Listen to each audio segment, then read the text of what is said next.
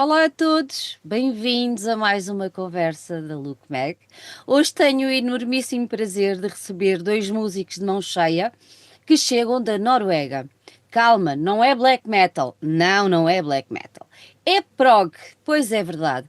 Temos connosco hoje os Rendezvous Point.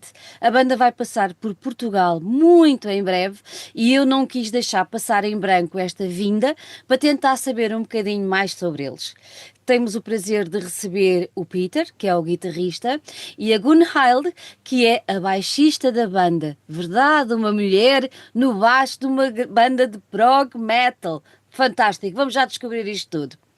Peter, Gunn-Hilde, Hilda, sorry, never get it right. It's a very, very big pleasure to have you here with us. I was introducing you and I was making a little bit of a joke because I said they come from Norway, but we are not going to speak about black metal. We are going to speak about prog. So they could be all be clear according to the theme that we are speaking today. I'm very happy to have you both here, you know? Thank you. Likewise. It's a pleasure to be here with you as well. I would like to ask you to begin our conversation, because I know that in Portugal there aren't many people that know the band, and I would like to ask you if you can reveal us how did it all begin. When did you meet? When did you decide to have a band? Tell me everything.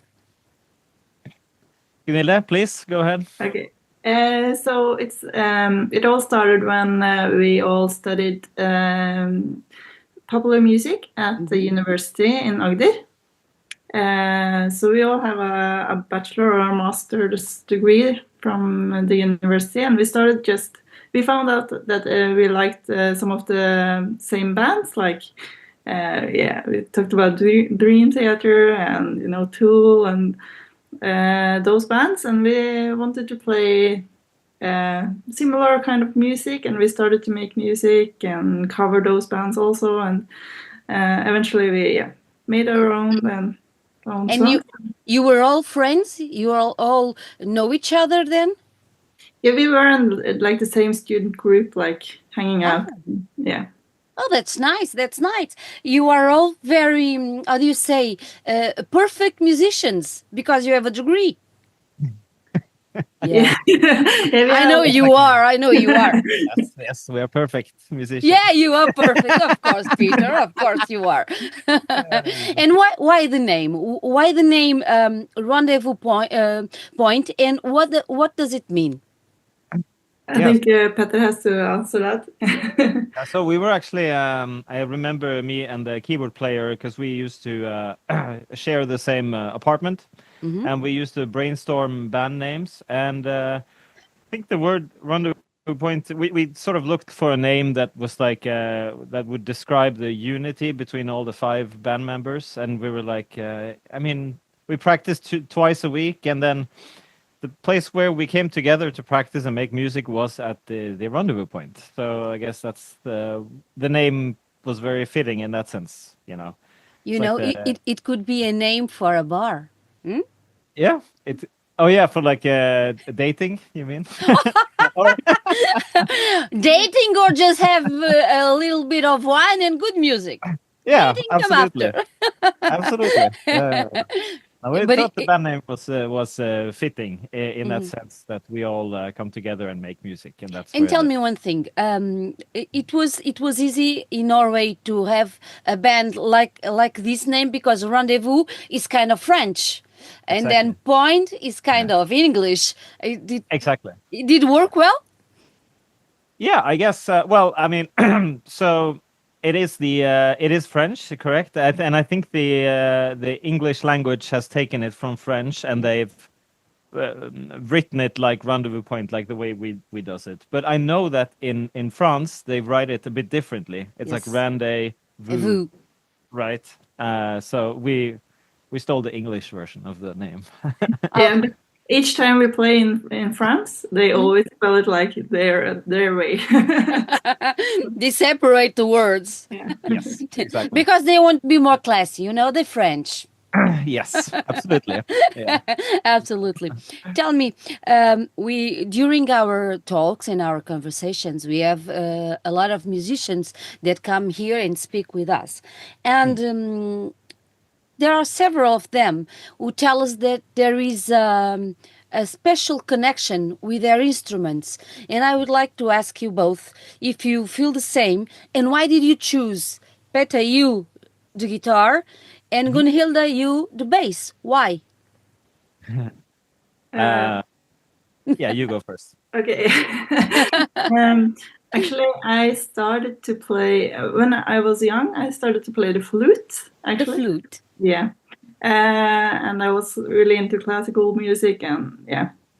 But then I started listening more to like Metallica and more heavier bands, and I even tried to play Metallica on the flute, but it didn't. That doesn't work, you know. So when I started high school, like music high school, there was a bass teacher there that asked me, "Do you don't want to play the bass?" And I was like, "Okay," and I just switched instruments from the flute to the bass. So it was kind of by chance, I guess, because They are both very different instruments. Do you Yeah. feel more connected now to the bass than you felt before with the flute? I think I like them both. Yeah, I like that. I think that's also why I like progressive metal, because it has this classical aspect. Vibe. So I think I have like the baggage of the flute and took it into the bass. Yeah. Ah, that's wonderful. Peter, and you? Yeah, so I also dabbled with a few instruments before the guitar was being presented to me, and the reason why I wanted to play guitar is because at the time I was I guess 10, 11 years old, and my big brother, he was listening to The Offspring, Yeah. and I really liked the sound of the rock, the distorted guitars. So I started off playing classical guitar first for about 6 months, but then really didn't resonate with me at all. But then we borrowed an electric guitar with an amplifier because I wanted to play like The Offspring.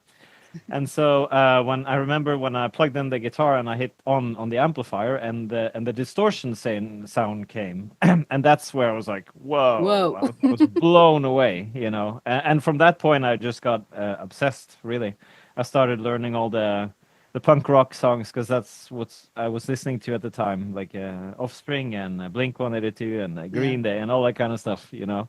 And your heart goes more to Tool or to Dream Theater? Me personally is more Dream Theater.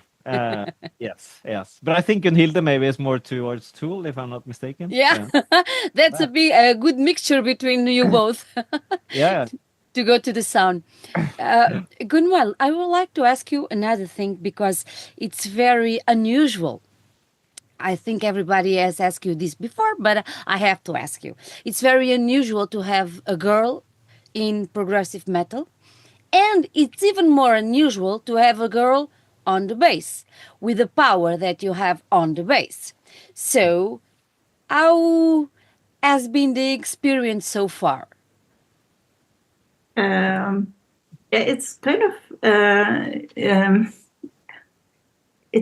I think it's a bit different experience than the guys have. Like I get a lot of attention, and I get a lot of kind of weird questions about it sometimes also. Like I think I get more focus, and it can make me a bit self-conscious, you know, which is maybe not that good for a musician to be so self-conscious, you know.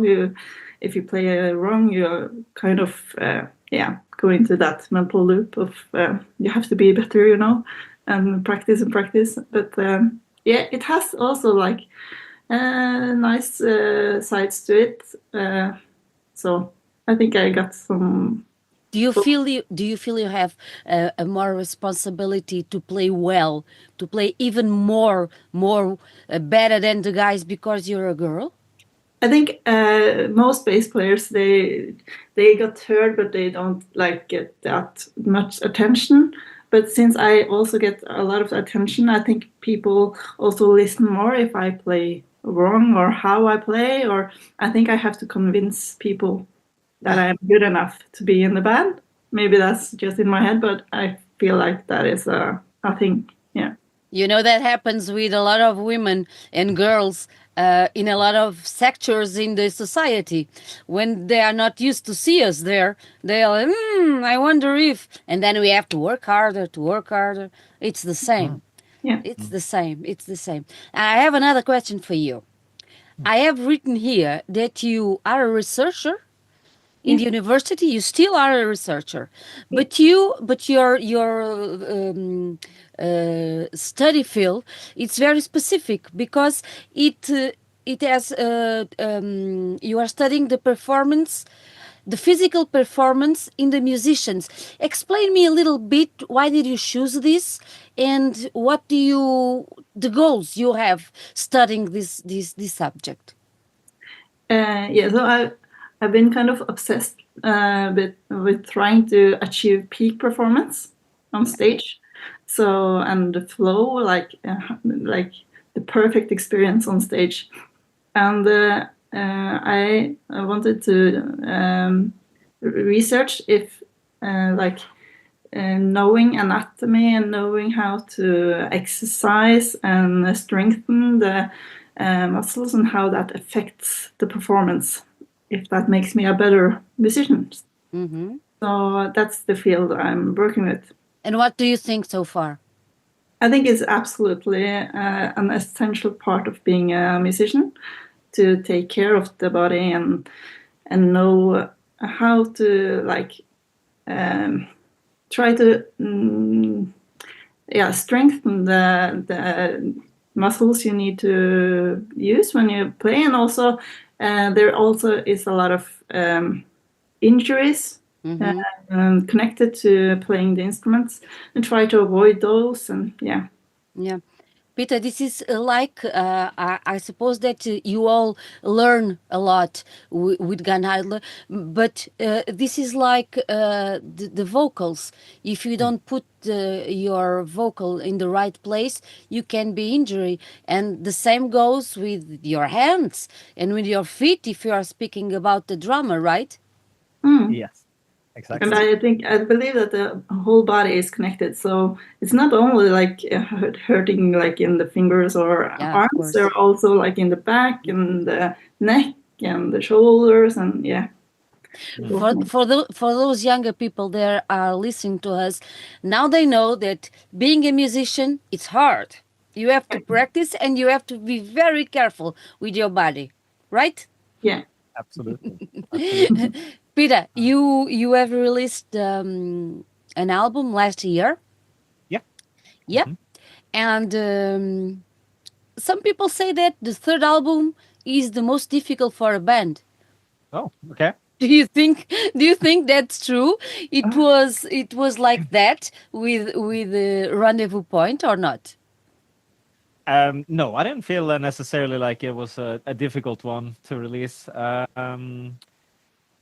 The thing that was kind of difficult for us was that we got, as every other band, we had to stop touring in the midst of COVID, right? Yep. And so that's what kind of postponed everything for us, because right now we have 3 albums out, but there's like a 4 or 5 year in between each album. And for me personally, I feel like that's a little bit too long, because when you're in the midst of touring, then you gather new fans, right, and everything, and then you want to kind of release an album and you want to keep the momentum going. But then as we kept the momentum going from the second album, it just came to a full stop. And then we managed to release Dream Chaser in June 2024, and then COVID hit like 2020, right? 2020, yeah. So I felt like the time between 2020 and 2024, it was kind of like we could have spent all that time building up the band, but instead it sort of went the other way, right? And that's in that sense, I guess you can say that the third album was kind of hard, but in the same sense, I felt like we got that renewed boost that we wanted and that we needed for the album as well. So I guess there's like a little bit of both, you know. And as creative minds and as musicians who live with heart among you and in your heart, it was difficult during the COVID to deal with everything that was happening, to stop touring, to stop concerts. It was difficult for you? Oh, for sure. And especially because it was the biggest tour that we've had gotten so far. Yeah, because we were playing support for Anathema, and we had 18 shows in Europe that we were doing. And actually, it was during the 6th show in Lisbon that COVID broke out, and we had to fly home. But I mean, that was concerts where like we played the London Palladium with like you know, 2,000 something. And Paris was the biggest show to it. It was everything was going great, and then it just full stop. Yeah, Full stop. But so now it's gone.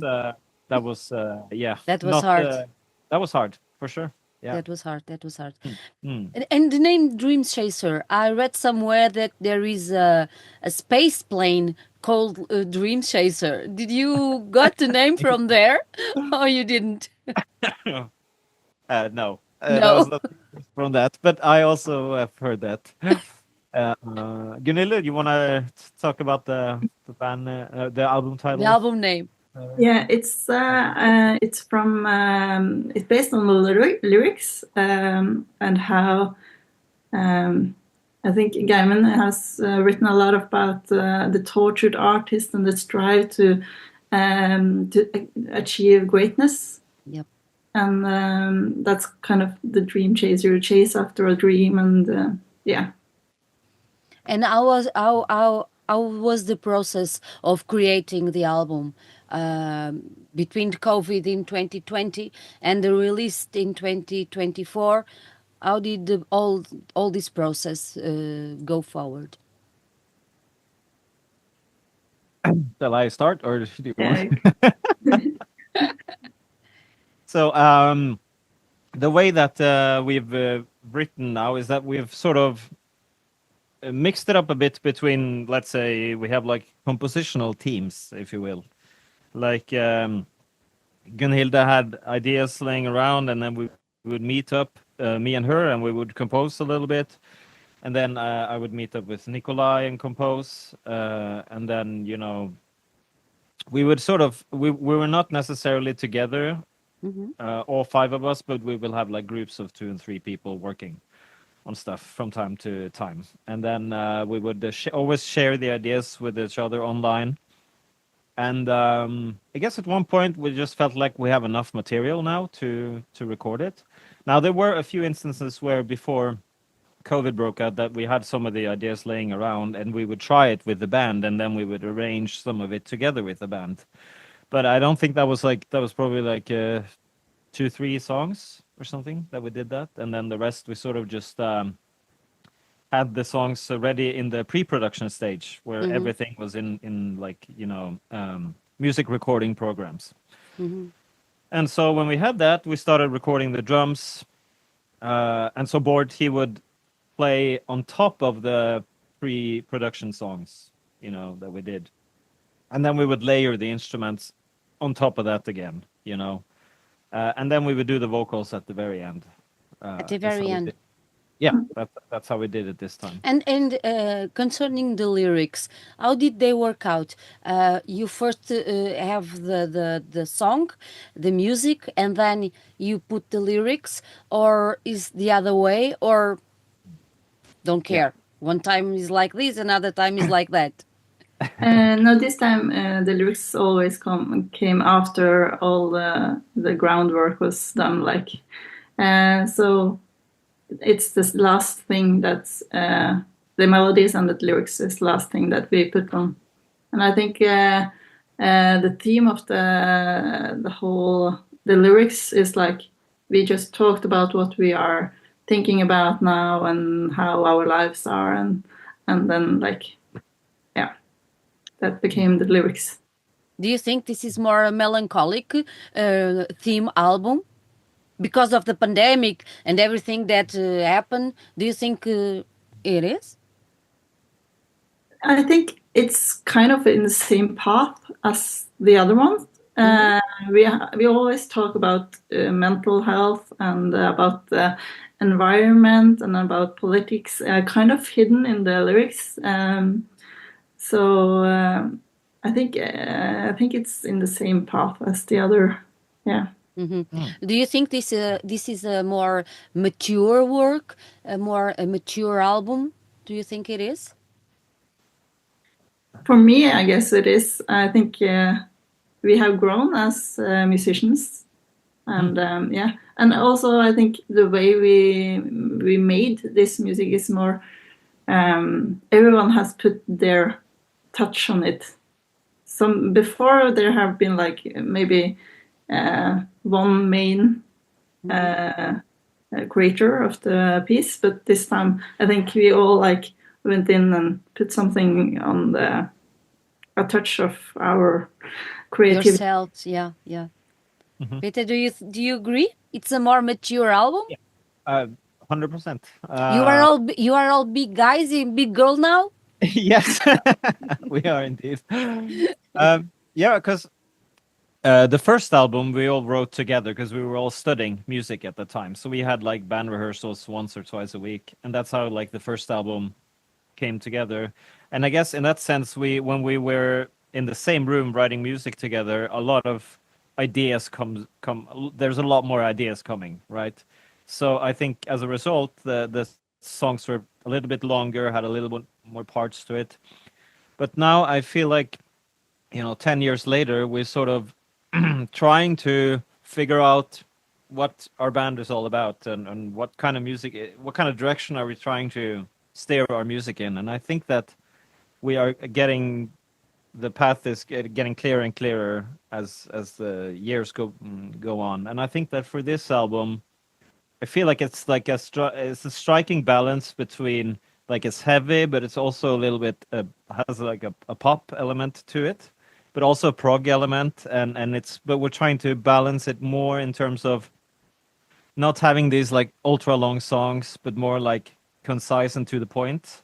I think we kind of like that direction, it seems, or we naturally gravitate towards that, I feel like. But I'm not saying that further down the road, I would love to have a full-out prog album, with 10, 15-minute songs. But I'm not sure. I'm not sure if that's going to happen, but I'm not opposed to it. But the way it looks now is that we're going in this direction at least with the two last albums, I think. The last albums. So we can't say now that there is a Rendezvous Point sound. We don't know. We don't know yet. No. You don't know yet. Do you think this album is harder to play live? No, not for me personally. No.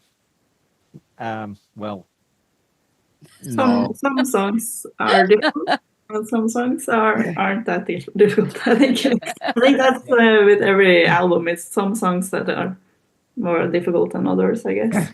And when you are on stage, do you look at each other to connect, or it is more important to you to see the crowd, to see the audience? What is more important to you? Each other. Or you don't see anything. Each other. Yeah. I think we are kind of we walk around the stage and we look at each other. We communicate and we have fun, I guess. I'd say there's no like real plan or anything like that. I feel like we've been playing a lot live now, and I think that we feel that when we go on stage, the main thing is about having fun and kind of get that energy out that we want to convey. Mm-hmm. So I feel like we do it's a great balance of both things. Like we attend to the audience, but we also go inward and we look at each other and we're having fun. I think that's a very important thing as well, because I think for me, when I see bands play live, and there are a lot of bands that are just kind of like inward themselves, or if they're outwards, but I don't feel like there's necessarily a lot of bands that look at each other when they play and kind of show the audience that they're having fun. And for me, when I see that, it's like that's a very important thing for me, to just see that the band is having fun. with each other, So I think that me and Gunn-Hilde in particular are trying to like meet each other on stage and kind of show to the audience that we are having fun, when we're doing this. And I think that's important. That's so cool. Last week we went to an Obscura concert, and it's wonderful to see them and the way that they act together. One goes at the front, then the other goes, then Stefan goes. It's wonderful to see all the musicians having that much fun. Exactly. And the audience of prog metal, it's a little bit different from the other audience of metal. They don't go so wild, right? Right, I agree. Right. It's a little bit of a stiff audience. I mean, stiff musicians, because they're all, prog musicians are all like, sort of. I feel like they come from the kind of the classical background, where they're like all virtuosos, and they're like very like intelligent, musically and all that kind of stuff, that they kind of forget to kind of let loose and be like, not so stiff, But have a beer first or two. Yeah, exactly. Exactly. On the record, you have a song, the last one, and I really love that song, "Still Water." But I think it's a little bit different from the other songs of the album. You have some orchestra there, some strings, and the arrangement. How did this song was born? So it started with me wanting to like check out some chords, try to make a soundscape that was like kind of dreamy, I guess. Yeah. And I put like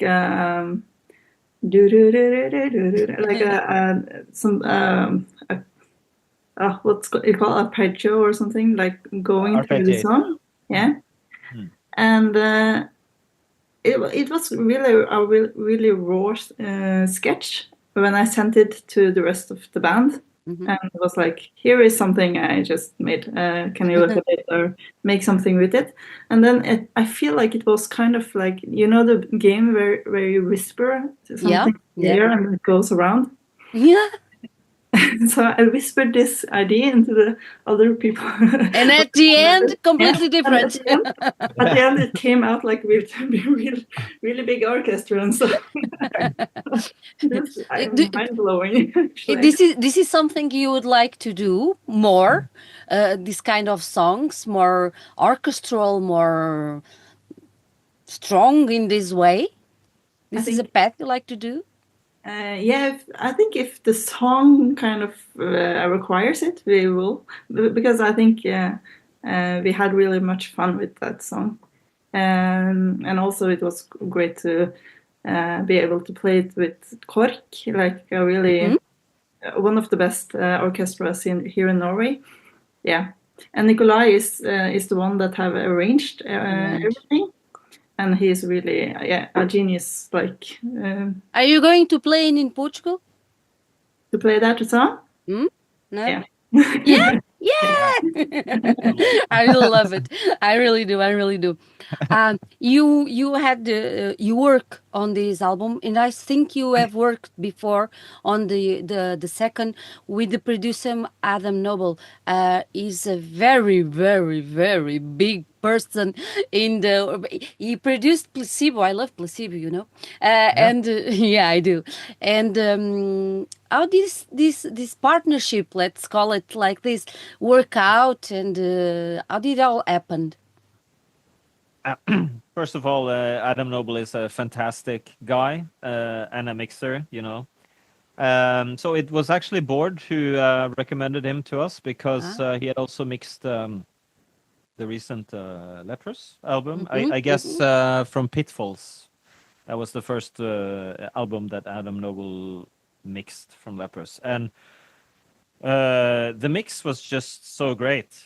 But I mean, we had to take a look at the budget. Do we have the budget for this? And we just said yes. Let's go for it.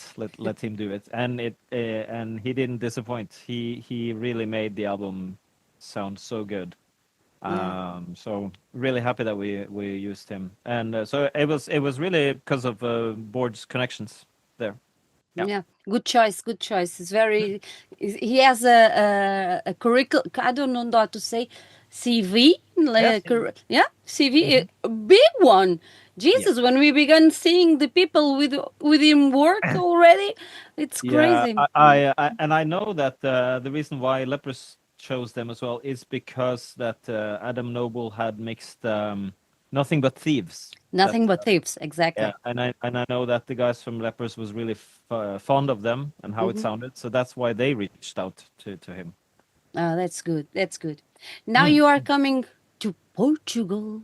Yes. To Lisbon and Oporto.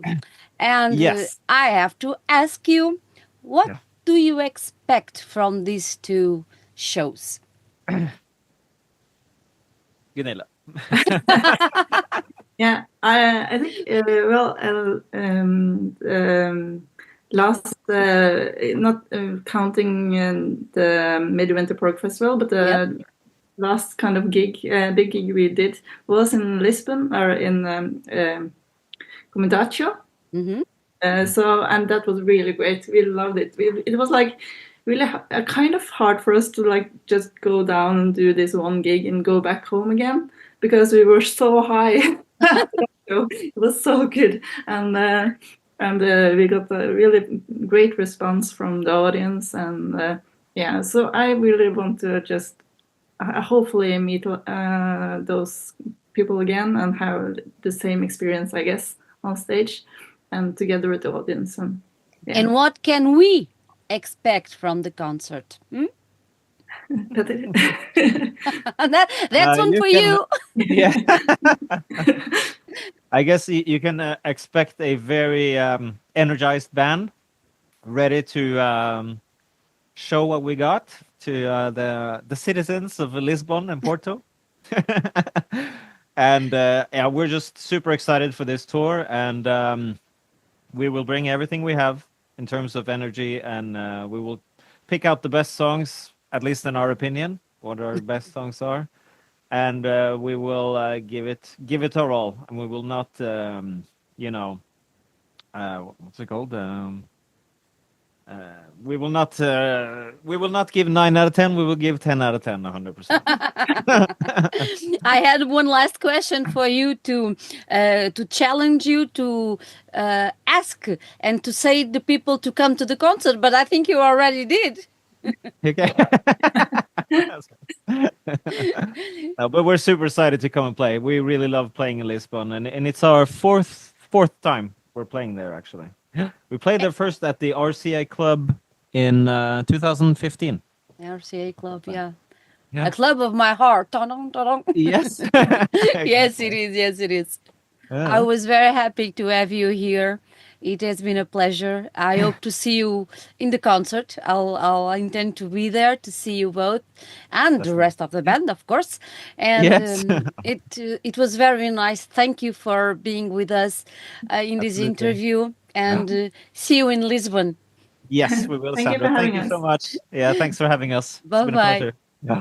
Okay, bye-bye.